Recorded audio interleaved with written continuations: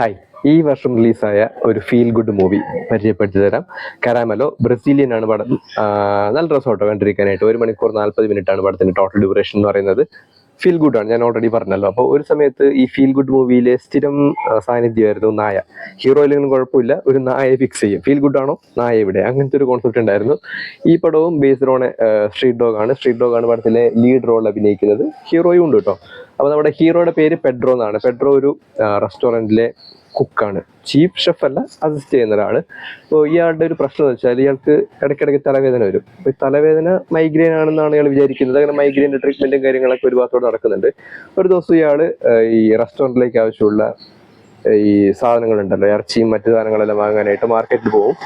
അങ്ങനെ ഈ മാർക്കറ്റിൽ സാധനം വാങ്ങിക്കൊണ്ടിരിക്കുന്ന സമയത്ത് ഇയാളുടെ പിക്കപ്പ് വാനിൽ ഒരു സ്ട്രീറ്റ് ഡോഗ് കയറി ഇരിക്കും. ഓക്കെ, അങ്ങനെ ഇയാൾ ഈ മാർക്കറ്റിൽ സാധനങ്ങളെല്ലാം വാങ്ങി തിരിച്ച് റെസ്റ്റോറൻറ്റിൽ വരും.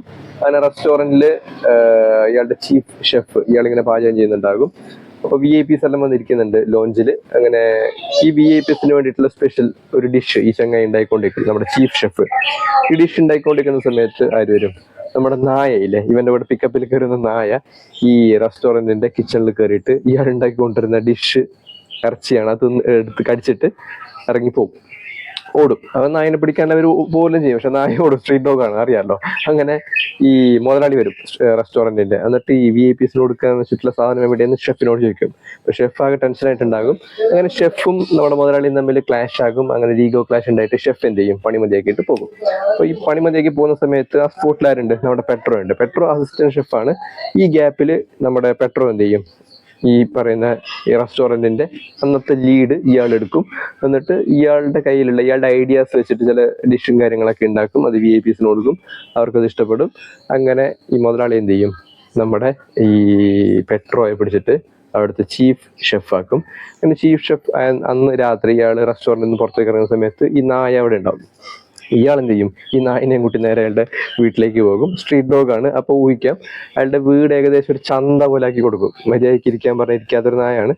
ഒരു അനുസരണയില്ല, അതായത് ട്രെയിൻഡ് ആയിട്ടുള്ള ഡോഗ് അല്ലല്ലോ, സ്ട്രീറ്റ് ഡോഗ് ആണല്ലോ. അപ്പോൾ വീട് മൊത്തം ഒരു ചന്ത പോലെയാക്കി പരമാവധി അൽക്കുലത്താക്കി കൊടുക്കും. അങ്ങനെ ഇയാളുടെ റെസ്റ്റോറൻറ്റിലെ ജോലിയും ഈ നായ ട്രീറ്റ് ചെയ്യുന്ന പരിപാടിയൊക്കെ അങ്ങനെ പോവും. അപ്പോൾ ഇയാളുടെ ഈ തലവേദന എന്ന് സാധനം വല്ലാണ്ട് ഇങ്ങനെ കൂടി വരും. ജോലി ചെയ്യാൻ പോലും പറ്റാത്ത രീതിയിൽ തലവേദന വരും. അങ്ങനെ ഇയാൾ ഹോസ്പിറ്റലിൽ പോയിട്ട് ചെക്ക് ചെയ്യുന്ന സമയത്ത് മനസ്സിലാവും ഇത് മൈഗ്രെയിൻ ഒന്നുമല്ല, ഇത് ക്യാൻസറാണ്, ബ്രെയിൻ ട്യൂമറാണ്. അങ്ങനെ ബ്രെയിൻ ട്യൂമറിന്റെ ചികിത്സ തുടങ്ങും. കീമോതെറാപ്പി എല്ലാം ചെയ്ത് അങ്ങനെ പോകുന്ന സമയത്ത് ഇയാളുടെ മുടി എല്ലാം വല്ലാണ്ട് കൊഴിയാൻ വേണ്ടി തുടങ്ങും. ഇയാളുടെ നാക്കിന്റെ ടേസ്റ്റും കാര്യങ്ങളെല്ലാം ഏകദേശം പോകും. ടേസ്റ്റ് പോയി കഴിഞ്ഞാൽ പിന്നെ ഒന്നും ചെയ്യാൻ വേണ്ടി പറ്റില്ല. ഇയാൾ ഷെഫാണ്. അപ്പോൾ ഇയാൾ ഉണ്ടാക്കുന്ന ഭക്ഷണങ്ങളുടെ ടേസ്റ്റ് പോലും ഇയാൾക്ക് ചെക്ക് ചെയ്യാൻ പറ്റാത്ത അവസ്ഥ വരും. ഇയാൾ ഉണ്ടാക്കുന്ന സാധനങ്ങളുടെ ഉപ്പും എരിവും മധുരവും എല്ലാം വല്ലാണ്ട് കൂടും. അങ്ങനെ നമ്മുടെ ക്ലയൻസ് അല്ലെങ്കിൽ ഹോട്ടലിൽ വരുന്ന ആൾക്കാർക്കെല്ലാം കംപ്ലൈന്റ് ആവും. സ്വാഭാവികമായിട്ട് ഇയാളുടെ പണി പോകും. പിന്നീട് അങ്ങോട്ടേക്ക് ഇയാൾ എങ്ങനെയാണ് അയാളുടെ ലൈഫിനെ നോക്കിക്കാണുന്നത്, അല്ലെങ്കിൽ ലൈഫിനെ എങ്ങനെ മുന്നോട്ട് കൊണ്ടുപോകുന്നു എന്നുള്ളതാണ് ഈ പടത്തിന്റെ പ്ലോട്ട് എന്ന് പറയുന്നത്. അതായത് ഈ സിനിമ കണ്ടു കഴിഞ്ഞാൽ എത്ര നെഗറ്റീവായിട്ടുള്ള സിറ്റുവേഷനിലും നമുക്ക് ആറ്റിറ്റ്യൂഡ് ടുവേർഡ്സ് ലൈഫ് എന്ന് പറയുന്ന സാധനം ഉണ്ടല്ലോ, അതിലുണ്ടാകുന്ന ചില മാറ്റങ്ങൾ, എത്ര ബുദ്ധിമുട്ടുണ്ടെങ്കിലും പോസിറ്റീവായിട്ട് ലൈഫിനെ കാണാനുള്ള ഒരു ഒരു പ്രേരണ ഈ സിനിമ തരുന്നുണ്ട്. കണ്ടു നോക്കാൻ നല്ല രസമുള്ളൊരു പടം കേട്ടോ. ഒരു ഘട്ടം കഴിക്കുന്ന സമയത്ത് ഈ പടത്തിലേക്ക് ഹീറോയിൻ കയറി വരുന്നുണ്ട്. ഹീറോയിൻ ഒരു ഡോഗ് ട്രെയിനറാണ്. ആ ഒരു സെഷനും കണ്ടിരിക്കാൻ നല്ല രസമായിരുന്നു. പിന്നെ ഈ പടത്തിന്റെ ഡ്യൂറേഷൻ ആകെ അത്രേ ഉള്ളൂ, 1 മണിക്കൂർ 40 മിനിറ്റാണ്. പടം വേഗം തീരും. പിന്നെ ഈ പടത്തിൽ ഇയാളുടെ അമ്മയായിട്ട് അഭിനയിച്ചിട്ടില്ല, പെട്രോയുടെ അമ്മയായിട്ട് അഭിനയിച്ചിട്ടുള്ള ആക്ട്രസിന്റെ പെർഫോമൻസ് അടിപൊളിയായിരുന്നു. പിന്നെ പടത്തിന്റെ മ്യൂസിക്, ബാക്ക്ഗ്രൗണ്ട് സ്കോർ, അതുപോലെ തന്നെ ഈ കളർ ടോൺ രസമാണ് കണ്ടിരിക്കാനായിട്ട്. ഇതൊരു ക്യാൻസർ അല്ലെങ്കിൽ അങ്ങനെ ഒരു പടമാണെന്ന് വെച്ചിട്ട് ഭയങ്കര ഡാർക്ക് ഒന്നുമല്ല കേട്ടോ. നല്ല വൈബ്രന്റ് കളറെല്ലാം വെച്ചിട്ട് രസമാണ് കണ്ടിരിക്കാനായിട്ട്. ഫ്രെയിമൊക്കെ നല്ല അടിപൊളിയാണ്. പിന്നെ ഒരു ഫ്രണ്ടിനെ അയാൾ പരിചയപ്പെടുന്നുണ്ട്. ഈ കീമോതെറാപ്പി ചെയ്യാൻ പോകുന്ന സ്ഥലത്ത് നിന്ന് ലിയോ എന്നിട്ടൊരു ഫ്രണ്ടിനെ പരിചയപ്പെടും. അയാൾ നല്ല രസമാണ്. അത് നല്ല ഇൻട്രസ്റ്റിംഗ് ആയിട്ടൊരു ബോണ്ടായിരുന്നു.